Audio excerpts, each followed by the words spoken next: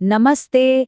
आज हम एक बहुत ही दिलचस्प टॉपिक पर बात करने वाले हैं, प्राचीन ध्वनियाँ और उनकी शक्ति। हमारे सोर्स मटेरियल के अनुसार कुछ ध्वनियों में इतनी शक्ति होती है कि वो ब्रह्मांड को भी प्रभावित कर सकती हैं। चलिए इसे और गहराई से समझते हैं। क्या कभी सोचा है कि सिर्फ एक शब्द में ब्रह्मांड की पूरी एनर्जी को बदलने की ताकत हो सकती है? सुनने में थोड़ा अविश्वसनीय लगता है ना?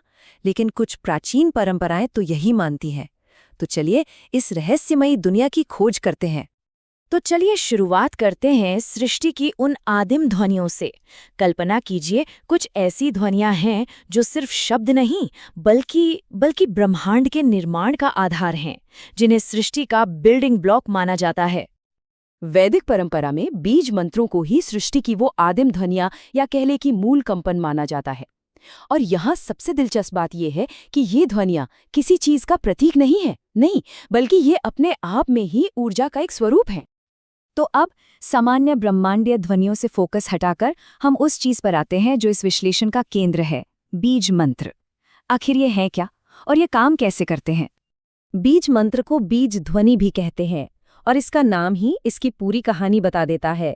सोचकर देखिए, एक छोटा सा बीज कैसे एक विशाल पेड़ बन जाता है। बिल्कुल वैसे ही ये एक छोटी सी ध्वनि है जिसमें एक बहुत बड़ा परिणाम पैदा करने की क्षमता होती है। अब देखिए, इस अभ्यास में एक मानवीय तत्व आता है।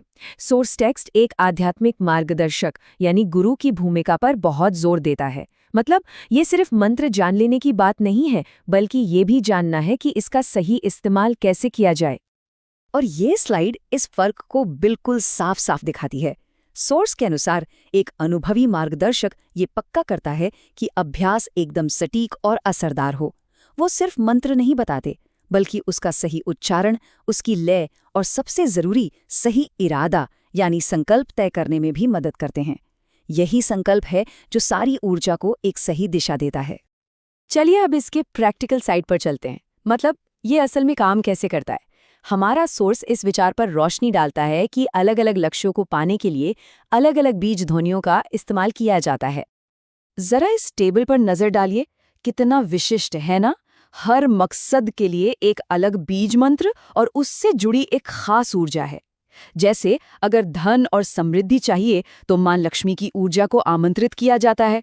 वहीं अगर रास्ते की रुकावटें हटानी हैं तो भगवान गणेश की शक्ति का आह्वान होता है।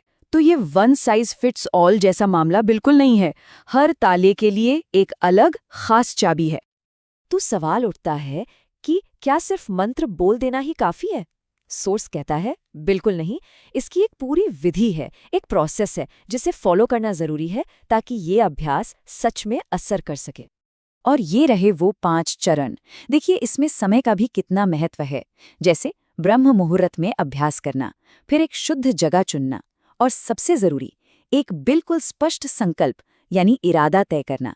इसके बाद एक तय संख्या में जाप, और आखिर में नियमितता और विश्वास। सोर्स के मुताबिक ये सारी चीजें जब एक साथ मिलती हैं तभी ये अभ्यास शक्तिशाली बनता है। तो हमने इस पूरे प्रोसेस को समझा। अब चलिए सारी जानकारी को एक साथ रखते हैं और देखते हैं कि सोर्स मटेरियल से हमें मुख्य निष्कर्ष क्या मिलता है। तो कुल मिलाकर बात यह है कि बीज ध्वनियों को मौलिक और शक्तिशाली माना जाता है, लेकिन इनकी असली शक्ति सही तरीके, एक मार्गदर्शक के निर्देशन और एक अनुशासित अभ्यास में छिपी है। ये सिर्फ ध्वनि नहीं है, इसके पीछे का इरादा और अनुशासन ही है जो इसे असरदार बनाता है। और आखिर में हम इस एक सवाल के साथ इस चर्चा को समाप्त करते हैं। अगर सोर्स के अनुसार कुछ खास ध्वनियों में इतनी शक्ति हो सकती है, तो जरा सोचिए हम दिन भर जो शब्द बोलते हैं उनका हमारे अपने जीवन पर और हमारे आसपास की दुनिया पर क्या असर पड़ता होगा। ये वाकई सोचने वाली बात है।